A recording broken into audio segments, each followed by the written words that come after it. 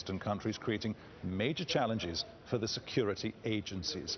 Martin Reardon is the Senior Vice President of the Soufan Group, which came up with this report out today. Martin, just break the figures down for us, and in your mind, how significant is this?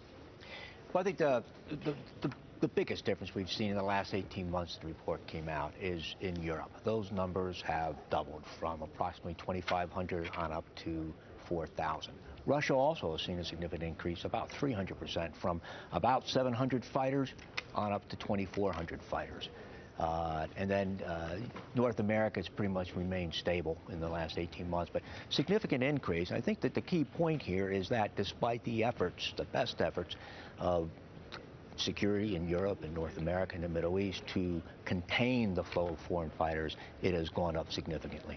Are they going to work or fight for exclusively ISIL, or are they being magnetized towards other groups as well?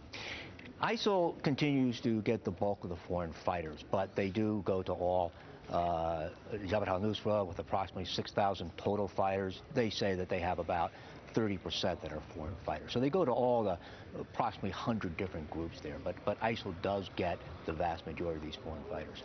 This must be something, obviously, that Washington, London, Paris, and crucially the Kremlin are aware of already. But if you're Mr. Putin in the Kremlin, you know, historically he's had such a big problem with people from the Caucasus.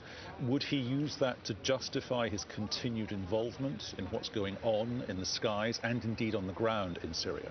Well, he will, and in fact he has said as much, that one of the reasons that they are there, besides supporting the Assad regime, is to confront the foreign fighters from Russia, primarily the Caucasus, there in Syria, so that they don't have to fight them in Russia.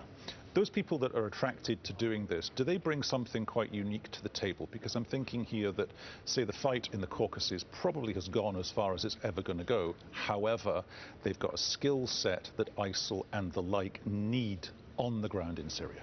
Well, they do, and I think when you look at the North Africa region and the Caucasus, that's where you're getting your most experienced fighters, that already experienced fighters that are flowing into Syria. In Western Europe, not so much. In North America, not so much. But the Caucasus and North Africa, they're experienced fighters, some of them going all the way back to the 1980s in Afghanistan, fighting the Soviets. How many of them want to come home? Because one remembers about, 18 months, 2 years ago or so, there were words coming out on social media, particularly in the UK and France, we want to come back, we got it wrong. And that was a massive headache for the security services in London, in Paris, and places like that. But these people, are they refreshed and reinvigorated in their desire to join the campaign? As far as